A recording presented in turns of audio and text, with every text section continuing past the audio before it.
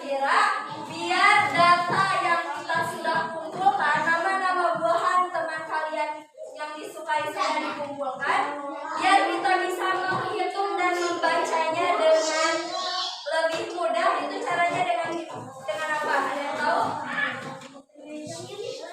Ada yang tahu cara biar data yang sudah kita kumpulkan atau informasi dari teman-teman kalian yang sudah kita kumpulkan bisa disajikan dengan cara yang mudah dan dapat dibaca dengan mudah dengan cara membuat salah satunya diagram gambar. Nah, oleh karena itu hari ini kalian akan belajar tentang diagram gambar. Belajar apa? Belajar diagram gambar. Diharapkan setelah pembelajaran, maksudnya setelah anak-anak mempelajari diagram gambar, anak-anak diharapkan dapat mengelompokkan data dalam bentuk tabel. Itu yang pertama. Yang kedua, dapat membandingkan mana yang paling banyak, mana yang paling sedikit. Yang ketiga, anak-anak diharapkan dapat membuat diagram gambar. Nah, diagram gambar itu yang tadi. Nah, ini informasi diagram gambar. Kegiatan kita hari ini anak-anak, yang pertama Bapak akan mengamati penjelasan guru. Yang kedua akan melakukan pengumpulan data kelas. Nanti anak-anak bakal mewawancarai teman sekelas kalian. Yang ketiga yang berkelompok akan mewawancarai yang keempat. Yang kelima akan menyajikan data dalam bentuk gambar. Yang keenam akan menulis, dan yang terakhir ada penutupan. Nah, manfaat dari mempelajari diagram gambar ini apa sih? Coba ada yang mau berpendapat? Manfaat dari mempelajari diagram gambar. Nah, manfaatnya kita dapat membaca dan memahami informasi dengan mudah dan lebih cepat, mengetahui jumlah serta membandingkan data. Kayak tadi misal anak-anak pengen tahu buah kesukaan sekelas. Nah, biar kalian bisa membacanya dengan mudah, dengan cepat, bisa disajikan dengan diagram gambar. Itu manfaatnya. Atau bisa kalian ingin melihat perkembangan nilai kalian selama 1 minggu, apakah naik, apakah turun. Nah, itu bisa kita sajikan dalam diagram gambar. Nah, seperti biasa, agar kalian semangat untuk belajarnya, ada kata-kata motivasi dulu. Belajar hari ini adalah langkah kecil untuk meraih cita-cita besar di masa depan. Siapa yang punya cita-cita? Siapa yang punya cita-cita? Nah, kalau ingin cita-citanya tercapai, kalian harus belajar dari sekarang. Jangan malas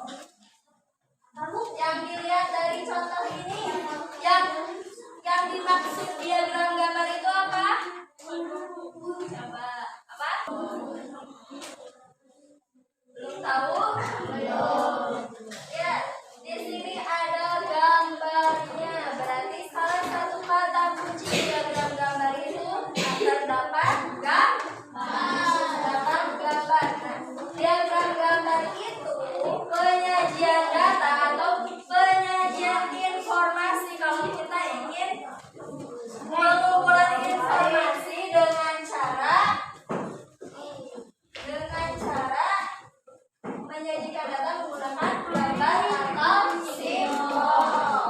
Nah tadi pisang ada berapa pisang? Ya. Disimbolkan dengan gambar apa? Pisang. Nah, berarti itu termasuk diagram gambar. Ibu mau tanya ke sebelah sini. Jadi diagram gambar itu apa?